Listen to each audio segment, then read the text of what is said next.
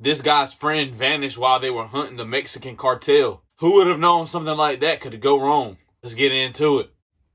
We would take turns, watching our asses. And one of our guys was outside smoking at these hotels. Sometimes I would wake up in the middle of the night and just peek through the window, and one of our guys was outside smoking a cigarette with a rifle and a blanket over it, just covering us. And say if some shit happens, you have somebody watching.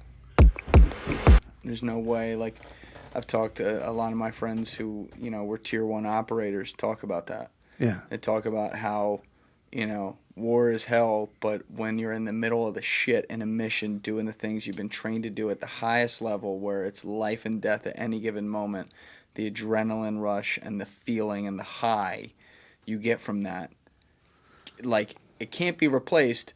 But when you come back, a lot of them have talked about you find some weird ways to try to fill it.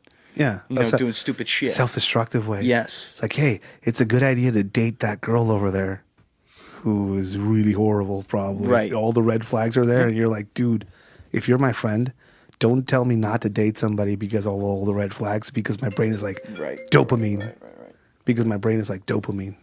That's where or alcohol. Like, I remember just being an alcoholic up here in the States and having my friends drink with me, and all of a sudden everybody's gone, and I'm like at the end of this fucking drinking everybody on the table. And it's a thing to boast about at that time with me, and I was like, fucking, I'm a horrible person. But you would start dealing with alcohol sounds like early on while you were on the job. Dude, I was functionally drunk.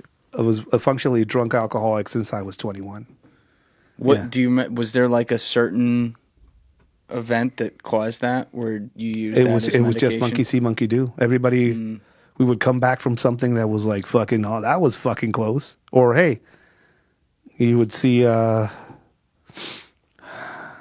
empty seat in the back of the car, or you would see a face you recognize on the news of somebody being found somewhere. You lost a lot of friends on the job, right? Yeah. And it was weird. Some of them are weird and hang with me because it's not like we had bodies sometimes. It's not like we had bodies sometimes. They just go. Every now and then, every time I stayed at a hotel, I have the same kind of weird feeling. We used to live at hotels, so I think that's a reason why I still kind of do it, I guess. You would live at hotels? Yeah. We get moved around a lot, so we're doing shit places, so we would live at hotels for periods, or sometimes military barracks or wherever. We would take turns, watching our asses, so somebody would stand and watch at night. There was fire watch at these hotels. Sometimes I would wake up in the middle of the night and just peek through the window, and one of our guys was outside smoking a cigarette with a rifle and a blanket over it, just covering us. And say if some shit happens, you have somebody watching. And every now and then, this government work, so a single hotel room with 2 beds, it means that there's 5 people sleeping there, or 6. Close quarters. There were 2 guys that I worked with, some of the first people that I lost. Brilliant people. One of them was named Lion. He would call his girlfriend and like sing her songs. And after she would go do shit at night, fucking come back 3 a.m, fucking calling this chick and singing fucking these fucking love songs to her.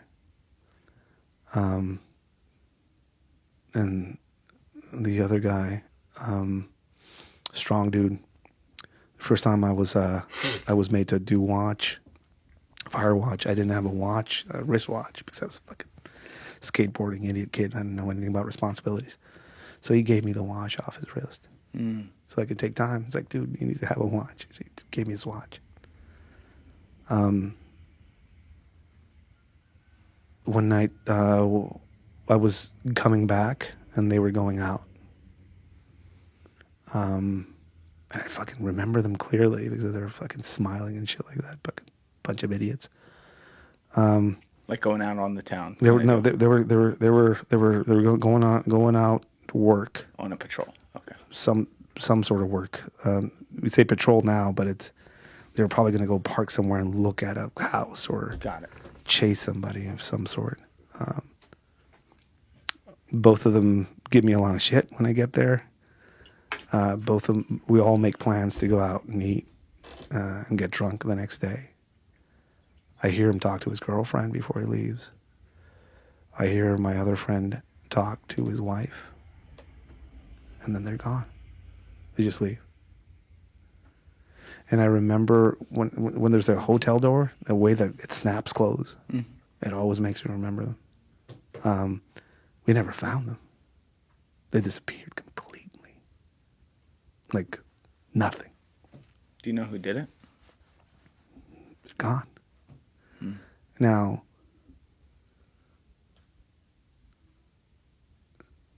there's no closure there. That's There's no, crazy. I don't know.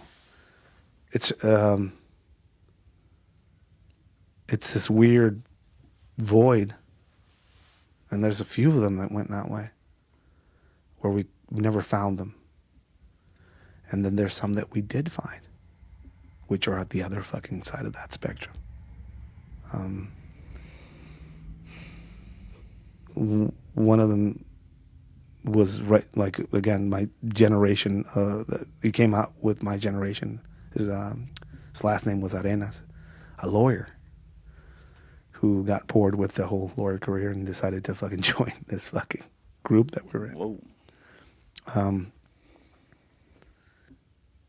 He got picked up by dudes dressed as federal agents outside of the hotel, along with somebody else. And in the span of a night went through, I can't imagine. Whatever I went through was nothing. When we found him, he had his ID screwed to his forehead. Dang.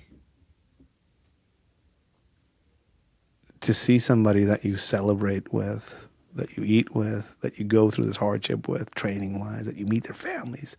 I mean, I can remember the graduation, meeting his family. And all of a sudden, he's gone. But you have a clear understanding of how he went. Obviously, this makes you... I mean, all of us were vengeful, bloodthirsty, and angry about this. And I know a lot of us basically lost parts of our soul being that way. You know, a lot of people like to glorify fucking gung-ho shit and stuff like that. I don't. It's fucking horrible. And people that I've heard people kind of glorify some of that shit, and I guess Like going back for vengeance kind of deal. war, violence, that type of shit. I think people that do glorify it or like nonchalant about it have the. I mean, they had the privilege of being able to go home after war. You know, I've heard people talk mad shit about some of the stuff they did in Afghanistan and Iraq as a jubilant experience. But I just can't do the same on my end. It's too close. The people I was facing spoke the same language. Sometimes burials would happen at the same funerary service of ours and theirs. So, Wait, burials would happen at the same... So a funerary service, basically where they would do the wakes, were hired sometimes by their families and ours. So sometimes we would have some of our guys being in funeral wakes, and Oh my God, and that car... Oh, wow. so sometimes there were like truces where we would like, hey, That's so... let's just bury these people. It's a different conflict down there. Yeah. It's its own thing. If people want to equate it to something else, if people want to call these cartels terrorists and equate them to Al Qaeda, they're fucked. That's not the same thing. They're different. It's a different problem. And it is producing a whole generation of people like myself with a lot of skills that are not going to be able to implement those skills in other ways other than what they do now. So I think that's going to be the resistance that people are going to meet in the future. Thank you guys for checking out this clip. He's 100% right about that, because that's insane, bro. And he's right. Those cartels, man, there's some different animals, bro. Appreciate you guys watching. Make sure you hit that like and subscribe button. We catch y'all in the next video. I'm gone.